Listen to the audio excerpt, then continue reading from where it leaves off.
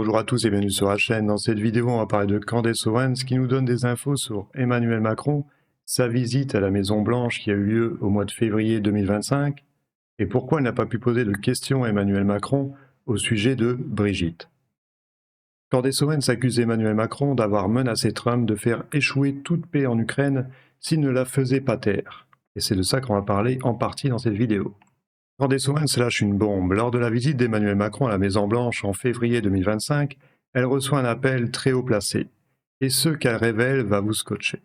Quelqu'un de haut placé lui passe un coup de fil. Le messager lui demande de se taire sur Brigitte Macron. C'est au moment où elle faisait ses vidéos devenir Brigitte. L'appel coïncide avec la présence de Macron à la Maison-Blanche. Le lendemain, le messager rappelle Candace et balance. L'ordre vient directement de Trump. Oui, Donald Trump en personne.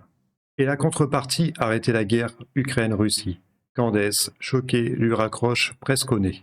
On a du mal à croire qu'Emmanuel Macron peut arrêter la guerre Ukraine-Russie. Mais tout ce que je vous dis là, c'est tout ce qu'a dit Candace Owens dans sa dernière vidéo.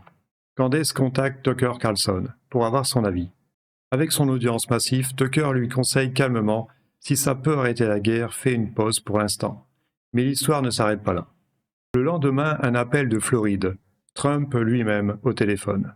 Il confirme, il négocie l'arrêt de la guerre avec Macron et lui ordonne d'arrêter de parler de Brigitte. Devinez quoi, la demande vient directement de Macron. On se demande pourquoi, si tout ça est faux, pourquoi demander à Trump d'arrêter Candace Owens de parler de l'affaire Brigitte? C'est quand même assez étonnant si tout ça est faux. Trump lâche à Candace, tu dois être sacrément influente pour qu'un président français me prenne à part pour parler de ton podcast. Et il ajoute, Macron lui a confié que cette histoire sur sa femme le touche profondément. On imagine. Très profondément sûrement. Très très profondément. Trump insiste, j'ai dîné avec elle, elle avait l'air d'une femme pour moi. Il parle du dîner qui a eu lieu à la Tour Eiffel avec Brigitte et Emmanuel Macron. Trump a dit qu'Emmanuel Macron a fait exprès de parler français pendant tout le dîner et qu'il avait trouvé ça extrêmement impoli. Mais bon, à part ça, aujourd'hui, il dit que quand il voit Brigitte Macron, pour lui, c'est une femme. Peut-être qu'Emmanuel Macron a des dossiers sur Donald Trump, c'est dossier contre dossier. On ne sait pas, peut-être que les Rothschild ont donné des dossiers à Emmanuel Macron pour faire taire Trump, ou en tout cas pour qu'il fasse taire Candace Owens. On ne sait pas, dans ce milieu-là, tout peut arriver. Je continue. Trump défend Macron. C'est un bon gars, et c'est une chance d'arrêter la guerre en Russie. On a beaucoup de mal à le croire. Selon lui, Macron a mis ça dans la balance. Candace n'en revient pas, un président se déplace pour la faire taire. Ah oui, les avocats n'ont pas suffi. Donc Emmanuel Macron a été obligé de se déplacer. En plus, il adore voyager, à nos frais. Candace conclut. Implacable. La vraie raison de la visite de Macron en février 2025, faire taire mon podcast sur Brigitte.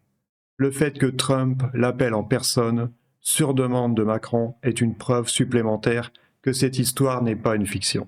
Et on conclut, croyez-le ou non, Candace n'a jamais menti à son public. Trump était convaincu qu'en faisant cette faveur à Macron, il pourrait arrêter la guerre. Alors, info ou intox? À vous de juger. Je vous mettrai le lien de la vidéo de Candace Owens.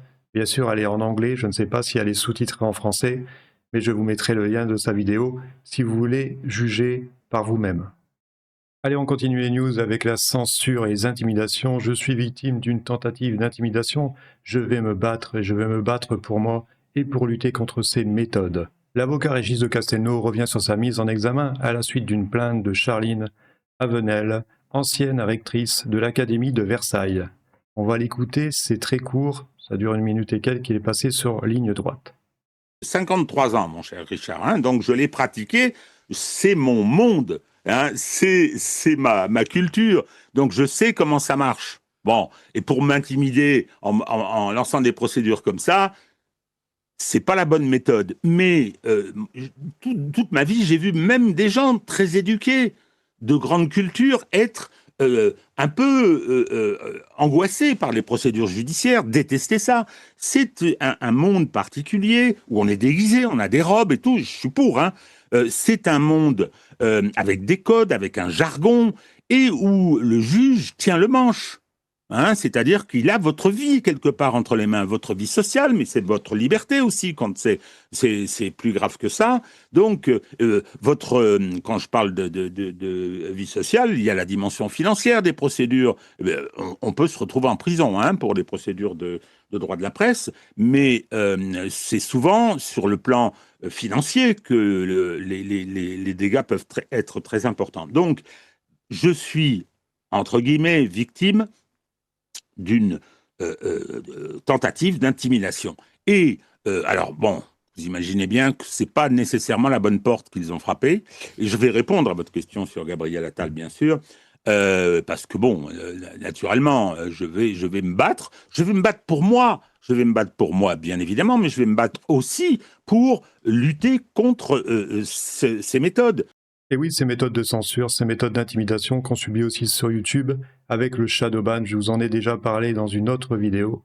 On va parler maintenant d'un autre sujet. On va parler de la guerre à Gaza qui continue. Israël continue de bombarder Gaza, vu qu'avec l'Iran, ça n'a pas marché comme il le voulait. Les avions israéliens ont ciblé une tente abritant les personnes déplacées à l'hôpital. Parmi les blessés se trouve le journaliste Mohammad Skeik. Ça continue, le massacre continue. Et on se demande qui pourra les arrêter. Parce que l'Iran, eux, ils se sont fait respecter, ils se sont fait comprendre, on va en parler juste après, je vais vous faire écouter une vidéo, mais eux, Gaza, ils ont des résistants, mais ils n'ont pas d'armée. Et les pays musulmans ne veulent pas y aller. Donc,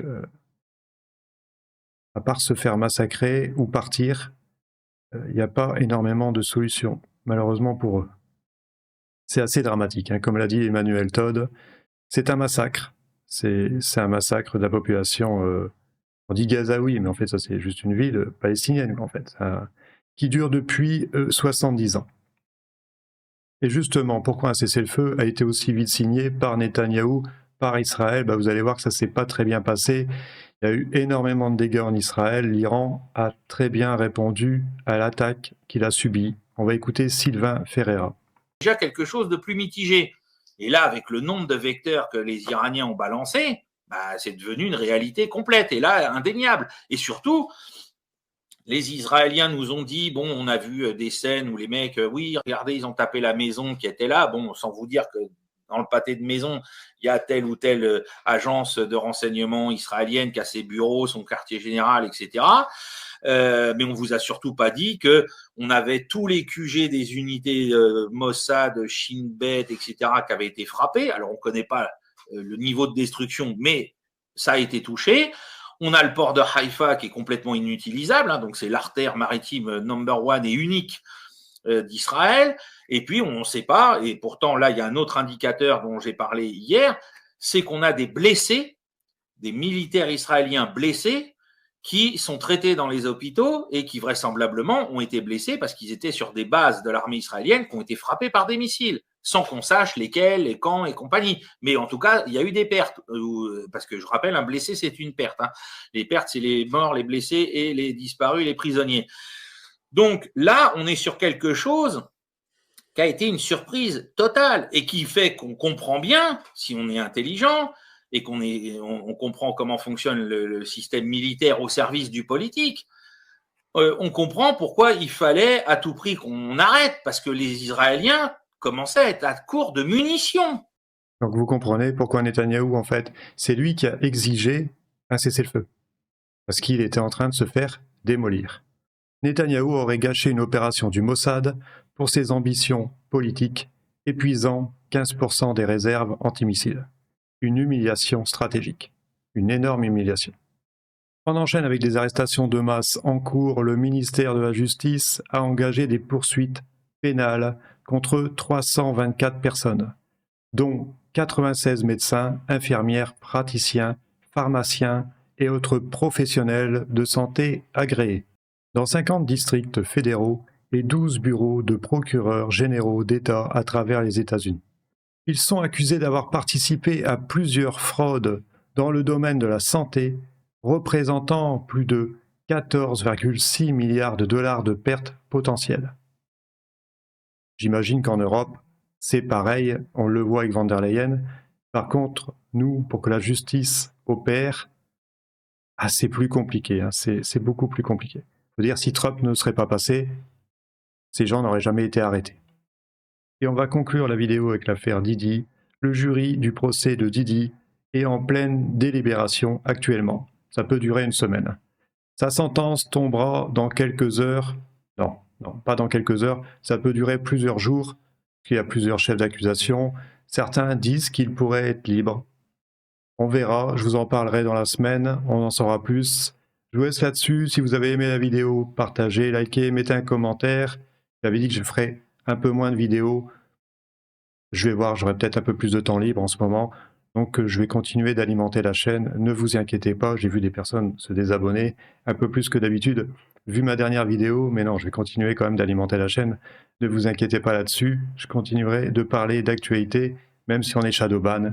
C'est pas grave, je vais continuer quand même. Et passez une bonne journée ou une bonne soirée, ça dépend quand vous regardez cette vidéo. Je vous dis à la prochaine. Bye.